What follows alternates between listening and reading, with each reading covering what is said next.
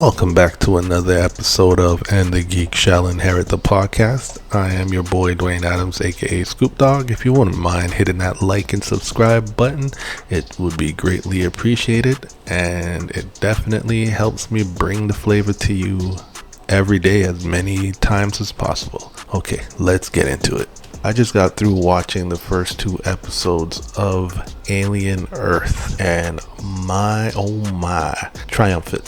This was fantastic, especially because it's coming from one of my favorite directors, Noah Hawley. I was introduced to his work through the very much slept on Marvel series Legion. If you haven't watched it, you need to watch all 3 seasons of this show. Mind-blowing, cerebral, next level, and visually stunning. And what a great story.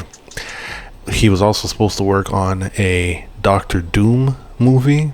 I think he has a completed script for it. It's a shame that we'll never get to see that. Well, maybe after the results of Alien Earth, maybe Marvel will reconsider. So we have that. You might know him also from Fargo, the television series. He really gets busy. And when I heard that he was doing the Alien Earth series, I was like, this is absolutely a brilliant move, because there's been a nice resurgence and a good comeback for Alien. We've seen Alien Romulus, and now we have Alien Earth. First 2 episodes drop. I'm not going to give you spoilers. I'm just going to give you a quick breakdown of why this show was so good and some of the things that I caught. One, it has the narrative and the pacing of something totally outside of anything we've seen in the world of Alien. And I guess mainly because we've seen only movies. Some people felt like there's a lot of exposition in the beginning, but I think it was a smart way of getting everything out the way, giving you your little crash course, and then with halfway through that first episode, we get the goods. It's all about a science vessel owned by the Weyland-Yutani Corporation that crashes on Earth. No one knows why it crashed. We get to see the crew, but we don't get to see what exactly caused the crash, without giving you too much. So then we have a search and rescue team that comes to investigate, kind of giving a bit of Ground Zero 9/11 vibe, and they go to explore and find out what happened on this ship.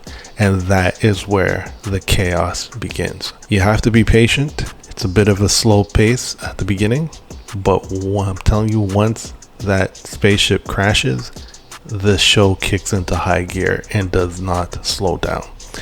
You have the cyborgs, you have the synthetics, you have Prodigy Island, which is ran by this trillionaire boy, a trillionaire kid. He's the one who invented the synthetics, where you transfer human brain into a synthetic body. Something about that I hope develops and grows a bit more without giving away too much.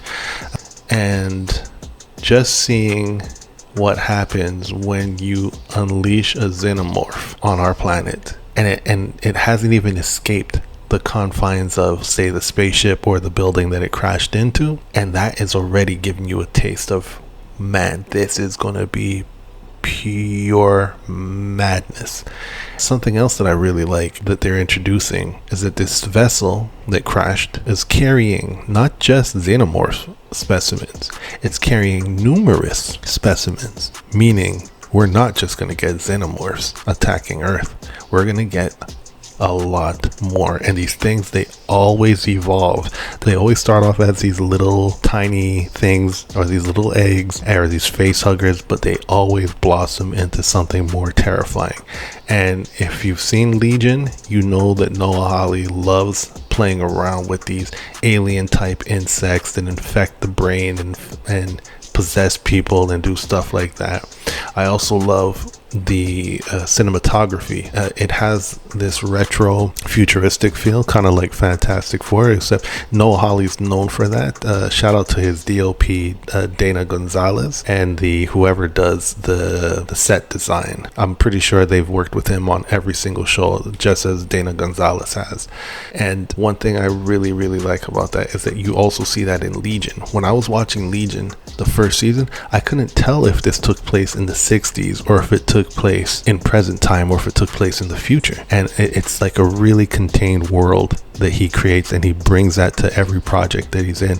I think not so much with Fargo, because that's more grounded in reality, but anything science fiction wise, he gives us a dose of the Noah Hawley world, and I can't wait to see more of this. A lot of comparisons. One thing I was wondering, I noticed these haircuts that the women have throughout the Alien series, and I'm wondering, is it just me, or is there only like one hair salon or one hairstyle that these women can have?